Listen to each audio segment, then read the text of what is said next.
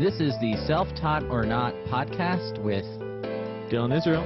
and Eric Hanchett, where we teach you the do's and don'ts of software development from two software development professionals, one self-taught and one not. And we're live. How's everybody doing? This is going to be a fun solo episode. Eric and I are living a little bit of scheduling conflicts. I'm doing a little bit of traveling and things are hard, but it's always fun to do something different. And, this is going to be more of less of a dialogue and more of a lecture is not the right word. A little bit of sharing, a little bit of soul searching, and, a little bit less tech based, I think, but still very relevant. So, for those of you who sort of follow my personal life, 2020 was a very rough year for me. It was a year in which I had a long-term relationship end, felt very isolated, living thousands of miles away for the last couple of years. Pandemic. 2020 was a rough year for a lot of people. And with that, it gave me some time to do some soul searching, which I hope a lot of you have done at some point in your life, and something I'm still doing. And that's something I learned as well is so often I think certain aspects of my life I have in such control, really just my career. uh, but you can't go through life a glass cannon, right? That may work in like Diablo, but it's not going to work for you when it comes to your physical and mental health, right? And this is something I've read quite a bit, and I follow financial channels and things like that, where they say one issue they have is with their very intelligent clients who are like lawyers and doctors, that they, having known that success in one aspect of their life, think that they are very good in other aspects of their life. And I think I have fallen victim to this as well. Where I know what I'm doing with software and I'm doing all right with money and all that sort of stuff, and thus I am a relationship expert, and thus I am in the right because I am an intelligent individual. And as I sort of took some L's in 2020, and L's not necessarily losses but lessons, hard learned lessons, you start to think about these things. And one thing I've been pretty vocal with is sort of how that impacted my mental health. I think a lot of us may have had some mental health issues. And, by the time you're hearing this, we're having states start opening up. And, not to get political all way one way or another, but part of the argument is, people need to work, people need to see people need to do X, Y, and Z for their mental health. And, whether you think it's worth it or not, it's a very true thing. I can tell you, for me in 2020, that was something that was very rough for me. I can tell you that coming home to an empty house is a rough thing to do day after day. And I don't know where I would be if my dogs weren't here to greet me. It really, without being too dramatic, those dogs more or less save my life. Because sometimes it's hard getting out of bed, and we can relate to this about doing something difficult at any part of our lives, right? Whether it's forcing yourself to study code in the morning or after work or on the weekends, saying no to your friends and going out and, trying to stay focused on your goals and sacrificing for the moment to have a better result in the future. And, depression, mental health, misery, feeling sorry for yourself, that just makes it all harder. And doing it alone without sort of a support system, it makes it feel impossible. But it's not. It takes time and energy. And I know for me, although 2020 was a very rough year, it started very rough. It ended being one of the best years of my life. In a couple different ways. When you go through transformative change, and a lot of you are going to be doing that, whether you're going from a junior developer to a senior developer, or you're going from a pizza delivery driver to your first junior developer change, what you're going to experience is something that is painful.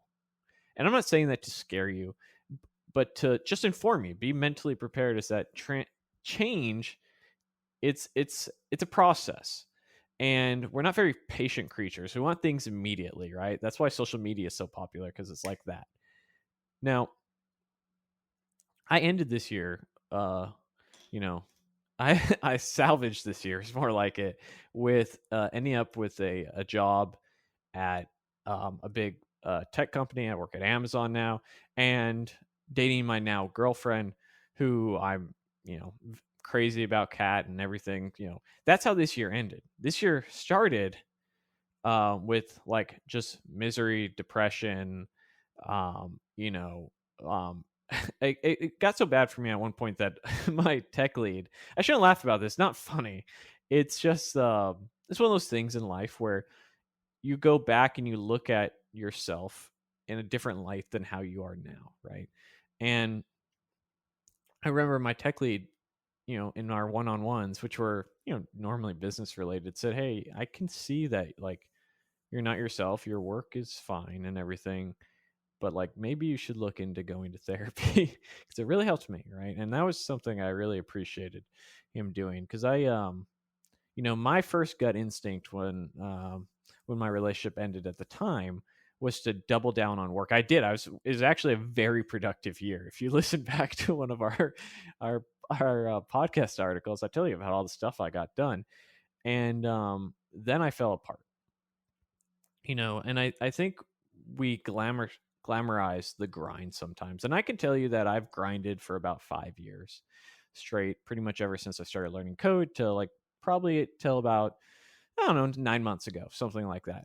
I can tell you in those 9 months, when I stopped saying the grind above all, and I started saying mental health, physical health, things like that, that was when my life started to change. That was when I started to be much happier, and more successful.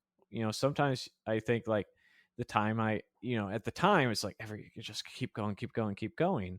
But by slowing down, I was able to go and, increase my income, get a better job, find somebody, lose significant amount of weight. I was around 200. Now I'm about 165, and it seems to be where my natural weight is, and some chronic health problems I had with my wrist and hands, and those things started going away as you diet and exercise. And I would never would have been able to find those levels of success if I didn't focus on myself and being happy and healthy. And I did that through a variety of ways. One, I had to sort of pull myself out of my current environment.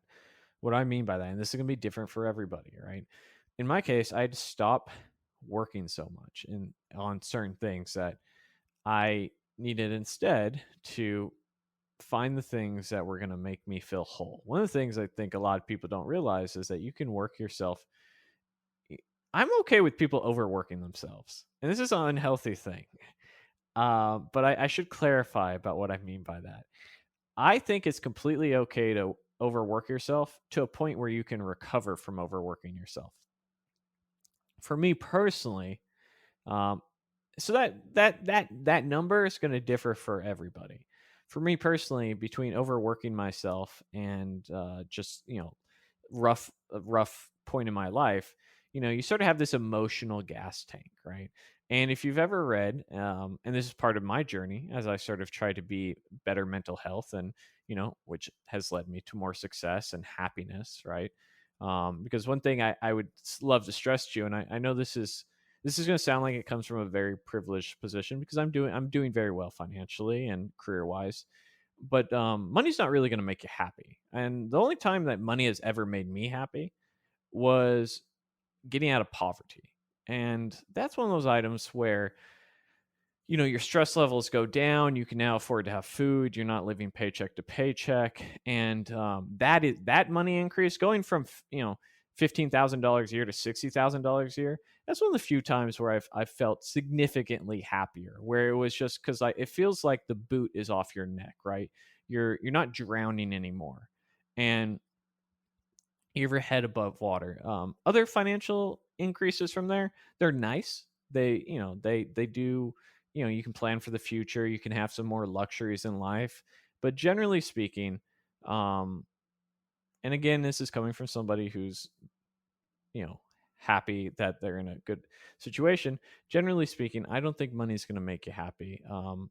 Dave Ramsey says that money amplifies who you are already, and I think that's pretty accurate. Um, so for me, I was spending all this time trying to make money to find happiness, but that wasn't doing it for me. And my emotional sort of tank, as they say in the 5 love language books, they call it a love tank more or less. But I think there's one for your sort of emotional mental health status. If you think of it as like a gas tank, was running on empty. And not only that, I think if you push yourself beyond a point, it's not a tank that doesn't crack. It is something that can be broken. And then no matter how much you try to fill it up until you repair your gas tank, um, it's it doesn't matter what you do until you sort of solve what's at the root cause, because you're just throwing things into an empty bucket with no bottom. And we need to understand that about ourselves. And because if you're not happy, I don't know what we're doing here. I really don't. So it's I have found happiness in a couple different ways, but the first thing I do to be able to be happy was heal myself. And I don't know who needs to hear this, right? This is one of those things I see on occasion online and like Instagram and Facebooks, but um, I see these things that's caption with "I don't know who need to hear this," and then they say something similar to this, but like, it's not that you're doing a bad job. It's just that it's rough out there. You're doing great. Or um, it's not that they don't love you. It's just that um, they don't realize how great you are, but you're fantastic. Stuff like that. And that's really true. I think for the most part, as you go and sort of live your life, there are going to be people who are not going to treat you right. And there are going to be people who are always going to see you in evil light, and that are always going to think less than you. Think you're less than them. And there's nothing you can do about that. And honestly, it's not up to you to change how people perceive you. One very powerful thing that you can do is, there's a book called The Subtle Art of Not Giving a Fuck. And my buddy recommended I read it, and I just read the foreword of it. But it's on the to-do list. But I've had this mentality for a couple of years now of, and it's going to help with that, going and getting a YouTube channel, just having people bash on you and things like that, where it's it takes a mentality shift to saying, like, I know what's best for me. I have to live my life, and I have to do, not say you shouldn't take advice, but there's difference between advice and people just not listening to where you're going. And one thing that's been very strange, and I was actually just talking this with my buddy Matt last night, is at least in my career and in where he's at in life as well, for years, for the last 4 years, 3 years, talking about what I'm going to do. These are the things I'm going to do to be at this place one day, right? And there's negativity that goes along the way, and not even negativity all the time, but indifference from people you would care about, right? There's strangers who are going to just be like, I didn't know a pizza delivery driver could do coding tutorials, or you'll never work at a big tech company, stuff like that. That's just random YouTube comment. To your parents who might be second guessing your choices, and people you care about and love. And now getting to a point where it took 4 years to be like, I did everything I said I was going to do. And there's some redemption in that, but not because you need to be redeemed, but because you always knew it. And I want you to really hone in on the fact that whatever it is you're trying to accomplish in and outside of your personal life and professional life, really don't do it for anybody else. Do it for yourself and maybe your significant other.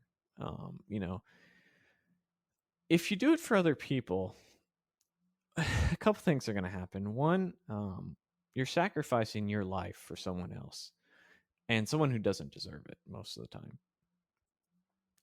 And two, I don't think you'll go down the path that you actually want to go down, which will again lead you down a path that you're not very happy.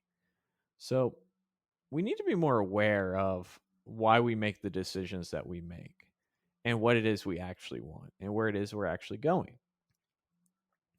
I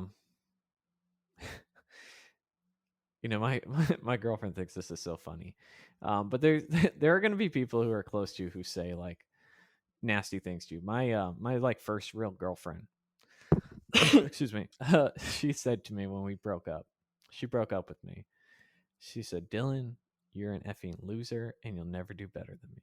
That's a real thing somebody said to me. And I remember at the time being like devastated just because of the breakup. But looking back on that statement, I always will remember that statement. It doesn't impact me anymore by any means, but at 20 years old, that's a hard thing to hear. But sometimes the people closest to you are going to be the ones who have the biggest impact. And there's been a couple times in my life where I've had these moments where I'll never forget them, but not because they're going to have a negative impact on me, but because I use them as a negative role model who I don't want to be, right? I don't want to be somebody who I have a intimate connection with, that when that connection no longer works for us and we go our separate ways, that I'm villain number one, enemy number one. I don't want to be somebody who beats people down. I want to be somebody who lifts someone up and tells them they can do it. And if they can't, I try and support them in something that makes sense, right? And I think that leads to being happier and healthier. I think if you are a good person, whatever you define that is, we all have our own definitions, but I think we know good when we see and hear and observe good and feel good. That you are rewarded. Like, it's the harder you work, the luckier you get, right? And it gets easier over time. The hardest thing that you're going to have to do is get started with anything in your life. Maintaining something gets easier because it becomes a habit. It becomes part of the process. So this year, I've been doing a lot of processes that have been very good for me. For my mental health, I've been very successful this year because of that. So first thing I started doing was trying to find hobbies that were different than my current hobbies. I started getting into reading, right? I've read quite a few books on finance, quite a few books on relationships, communication, sex. Watch out. No. I'll be writing books pretty soon. That's it. This is what happens when you get this is what happens when you get non-technical podcasts on a technical channel. The simpleton man in me starts coming up. Be a sex expert. Sex. Didn't need no books. Got it all up here, natural. Since the age of 7. Anyhow, but yeah, so starting to find the things that allowed me to be the person, be a better version of myself. That was something I was very much interested in. And start making the choices to have what I want. What do I want? Well, I want to be happy. I want to grow old with somebody. I want to I posted this on Facebook and everyone got like a little concerned, but I thought it was kind of funny and I thought it was kind of accurate about what, like, for the longest time, you have this little status below your background picture of what you're about on your Facebook page, for those you don't know. And I said, still figuring this out, right when like my relationship ended. And I finally updated it and I said, attempting to take over the coding world while simultaneously not trying to die alone, smiley face. And that really concerned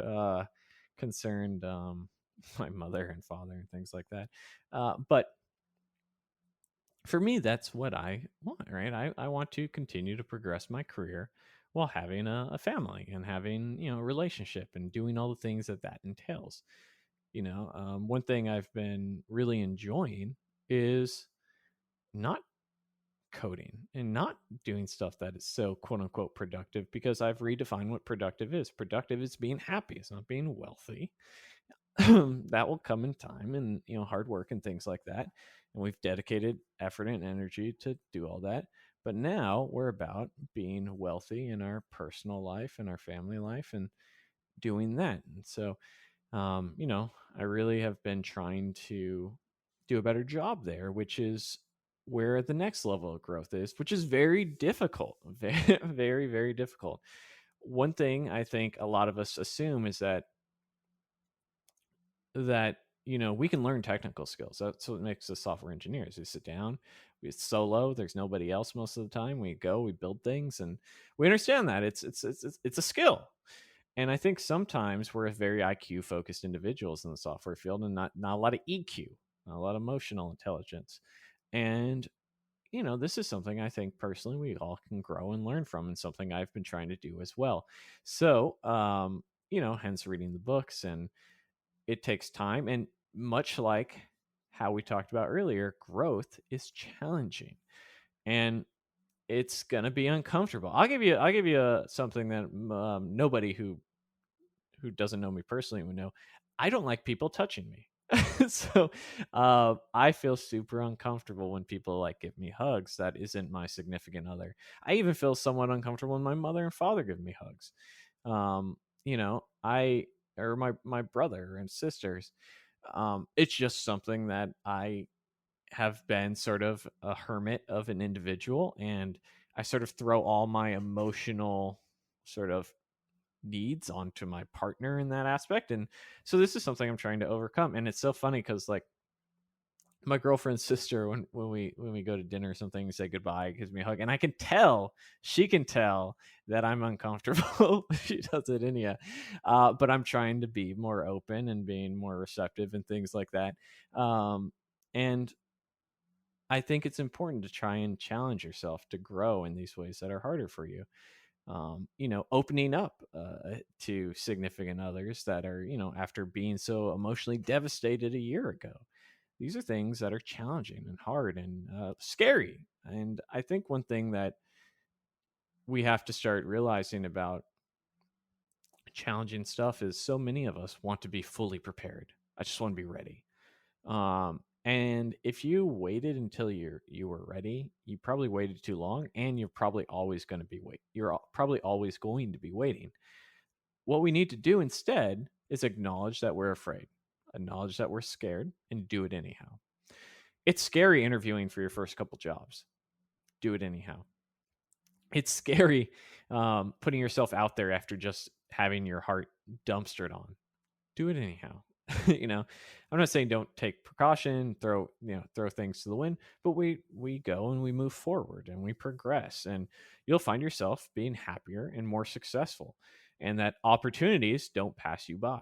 It's this year has been a very strange year for a lot of us. For me, in particular, I would say it's been one of the best years of my life, or this last year, and it's been one of the worst years of my life.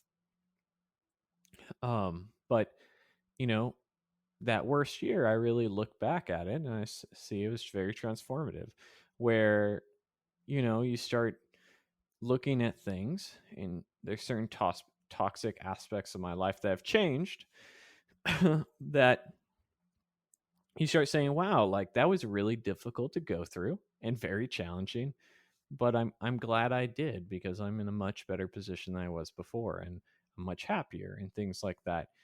Where in the moment, I'd imagine it's very similar to feeling like you're going through withdrawals. Not that I've ever done that, but you have a habit, and it's not best for you, but you're maintaining it, and you want something better. So you start making different choices, and those choices are different than what you're accustomed to. And uncertainty is something that a lot of us are afraid of. You know, that's why markets go down. That's why people are fearful. A lot of times people are simply afraid of the unknown. if they know what the issue is, then it's not as scary because they think about how tackling it. And that is why I also tell you to do it anyhow with being afraid, because our brain, at least mine, has a natural inclination to think that everything is going to be the worst case scenario. However, if you go and just tackle it 99 times out of 100, it's not the worst case scenario. And you can just then tackle the issue on hand, move on, and be in a better mental state, you know. And I think that we need to be a little bit more open, a little bit more direct, a little bit more straightforward. And what we'll find is that we have better relationships, we have better mental health, we're happier, and we have more success, right? I'm not going to sit up here and tell you that money isn't something. I think money is very important. I will tell you that I don't think it's everything.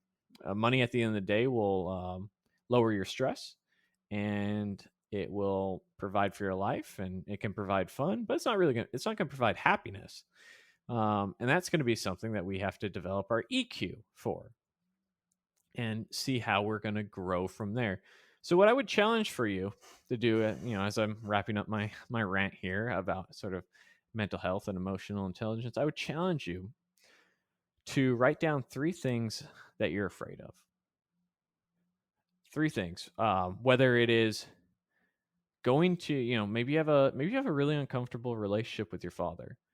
I'll share a story with you guys that I it's a personal story. I have a decent relationship with my father. I never wronged me. Everything's been great. I wronged my father when I was about 18, where I stole about $200 from him. This has been something I've been ashamed of up until I mean, I shouldn't say I'm not ashamed of it anymore, but something that has been an internal struggle of mine for the last 12, 14 years, something like that, where I always felt like I wronged my father. I stole this money for something stupid, and I, being a stupid teenager kid, and I always felt like it put a barrier between him and I. Now, this is all in my head. I'm sure my father didn't know, or an insignificant amount of money for the most part. So I wrote a letter to my father, one of the techniques I picked up from this, and resolved my guilt in this case, where I more or less told him how I felt. I said, yeah, and this was scary for me, and it may seem silly and trivial, but I wrote a letter. I said, hey, I did this years ago, and I feel like I failed you as a son. I felt like it put up a barrier between us. I'm sorry. I love you, so on and so forth. And I gave him a check for the $200 in there. And I've that was something that literally bothered me for 12 or 14 years that got resolved. I don't even know if he cashed a check, to be honest. I wrote it. I was like, it's more about the letter, right? I'm guessing he probably tossed it out. I don't know. But that was a scary thing for me. So what I would challenge you to do is 3 things you're afraid of. If you don't have a great relationship with your father, because he's a very like stoic man, as my grandfather was, all right.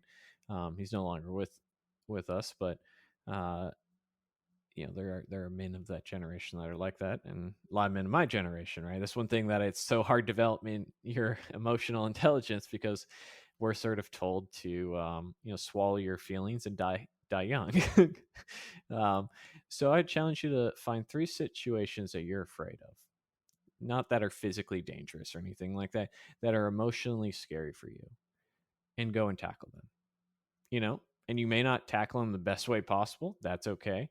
You may write a letter that, one thing that I'd recommend you do is go write a letter. Get out what you want to say. And if you just say, hey, so and so, I want something to share with you. I wrote a letter. I just want to read it aloud to you to get this off my chest. You don't have to say anything back if you don't want. But I just, this is something I've been wanting to do. I'd challenge you to do that for 3 different scenarios in your life. And I think what you'll find is that not only are you going to mature and grow, you're going to be happier, you're going to have more success in your life, and you're going to feel better. And I want everyone to be happy and successful in whatever ways that means for them. But this was one way that was very good for me, and I hope that you take advantage of that as well. So with that being said, guys, hope you enjoyed this podcast. a little bit of a different one this time, solo episode, a little bit insight into my 2020. Lots of cool stuff. I'm always glad that you guys are watching the podcast still. It's been a fun one. But yeah, look forward to Eric's. I wonder what Eric's gonna do his on. You think Eric's gonna do it? Guy, can you imagine? We're all doing it about emotional intelligence, and Eric's like, getting divorced. This is what I'm doing to deal with it. I think him and his wife are very happy. I'm just it'd just be interesting. We didn't talk about what topics we were gonna talk about, so we'll see. Anyhow, see you guys next time. Bye.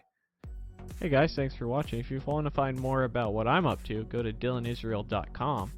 And if you want to know what I'm up to, you can check out my website at eric.video.